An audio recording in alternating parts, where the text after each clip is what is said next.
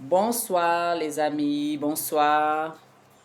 Bon, je demande d'abord et je remercie le Créateur de nous avoir donné une autre opportunité de nous retrouver, de nous rencontrer, afin que, comme je vous avais promis depuis ma première vidéo, que que nous allions un peu parler du processus d'hospitalisation.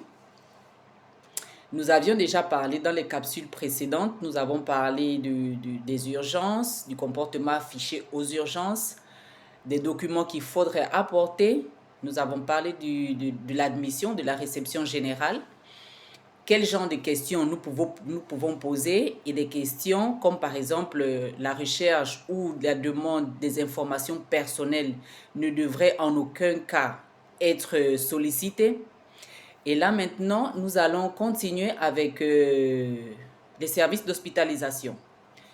Comme je vous avais dit au départ, je suis infirmière spécialisée en gynéco-obstétricienne, master en service d'hospitalisation et actuellement je suis en train de poursuivre ma formation ou ma spécialisation en bloc chirurgical.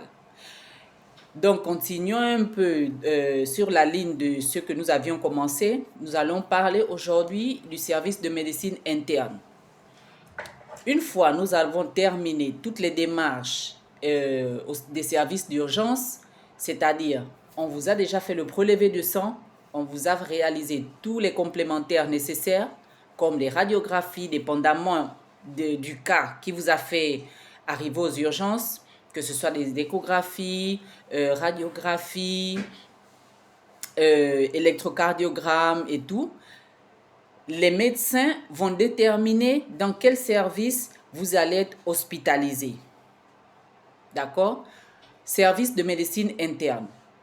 La médecine interne englobe toutes les pathologies qui ont à voir avec nos organes internes, de là son nom. D'accord? C'est-à-dire estomac, notre estomac, tout ce qui est de l'estomac.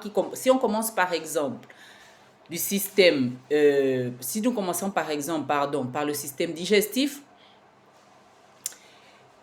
de la bouche, la gorge, l'estomac, les intestins, nos poumons, la rate, tout ce qui englobe les organes internes. D'accord? Donc, vous allez normalement être hospitalisé en médecine interne. Quels sont les examens? Quels sont les examens qui peuvent être sollicités? Bien entendu, si c'est par exemple de la bouche, ça dépend. Normalement, pour un mal de dents, une dent par exemple non infectée d'une manière grave ne va principalement pas faire en sorte qu'on vous hospitalise, évidemment. Ça doit être par exemple une dent qui a été par exemple enlevée, qui n'a pas été bien traitée a posteriori et est causée par de cela ou à cause de cela une infection grave. D'accord. Qu'est-ce qui détermine vraiment, qu'est-ce qui peut faire en sorte qu'un médecin prenne la décision de vous hospitaliser? Que vous ayez eu des fièvres, donc une élévation importante de votre température corporelle, plus de 38 degrés, normalement, peut-être pas en un seul jour. Non. Ça peut. Donc, je disais que ce qui peut pousser un médecin à vous interner à cause d'un mal de dents, une infection dentaire, peut être principalement une hyperthermie, une élévation importante de votre température corporelle, non seulement 24 heures. Ce qui est normal, c'est que ce ne soit présenté au moins au bout de 24 à 48 heures. D'accord? Que vous ayez bu des calmants et que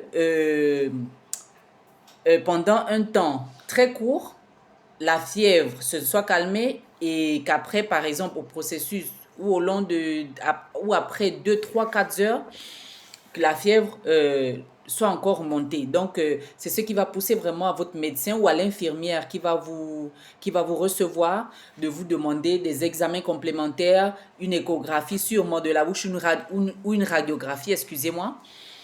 Et tout cela fera en sorte que vous soyez hospitalisé. Maintenant, quant au reste du tube digestif, ça dépend. Il y a plusieurs infections, il y a plusieurs affections qui peuvent vous mener à être hospitalisé. De l'esophage, par exemple, à l'estomac, il peut y avoir une hernie importante, un mal d'estomac important, une ulcère estomacale.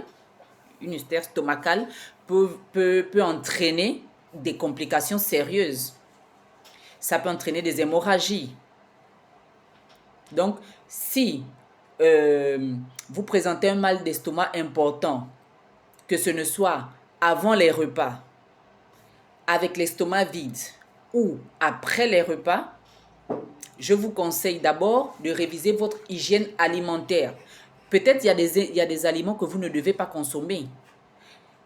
Je ferai une autre capsule sur ça. C'est pas tout ce qu'on va au marché que tout le monde est autorisé de manger. C'est pas comme ça.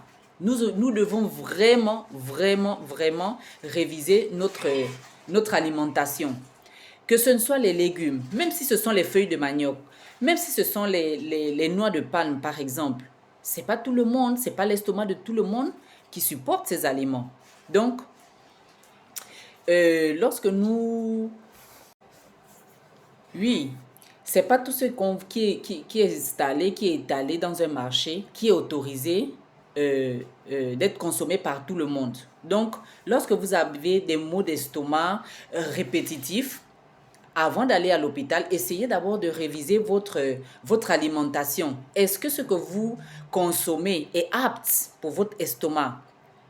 Il y a des gens qui consomment trop de viande, qui ont un mauvais horaire, une mauvaise hygiène alimentaire, qui mangent très tard, qui dînent abondamment, qui après avoir mangé, au lieu de rester quelques minutes assis, faire d'abord la digestion, ils s'allongent directement. Sachez que tout ça peut entraîner à avoir ou à développer plus tard des affections gastro-intestinales. D'accord? C'est pareil pour les intestins. Au niveau des intestins, qu'est-ce qui se passe normalement au niveau des intestins?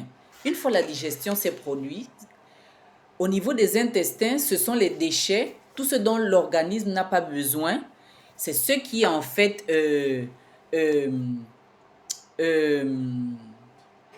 remis ou envoyé aux intestins afin qu'ils soient expulsés de notre corps.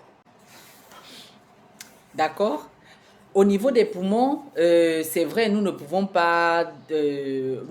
vraiment pas faire autre chose parce que nous ne pouvons pas remplacer l'air que nous respirons, mais nous pouvons éviter par exemple de fumer, d'être proche des gens qui fument, éviter des endroits pollués, essayer de faire des activités. C'est vrai qu'en Afrique, c'est plus facile.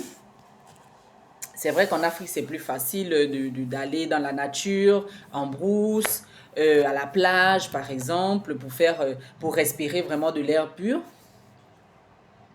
Mais ceux qui sont, par exemple, à la diaspora, de temps en temps, il faut un peu s'abstraire des endroits pollués. D'accord? Donc, c'est un peu ça. Et je ne sais pas si j'ai oublié un système, mais en tout cas, c'est facile, hein, c'est facile. Nous avons accès à des documents, des images sur Internet et de là, nous pouvons nous illustrer et savoir qu'à partir de maintenant, lorsqu'on va nous hospitaliser dans un service de médecine interne, normalement, sauf s'il n'y a pas de place dans un autre service, ça veut dire indirectement, d'une manière indirecte, que nous avons une affection, même si le médecin ne nous a pas informé au préalable, nous avons une infection interne.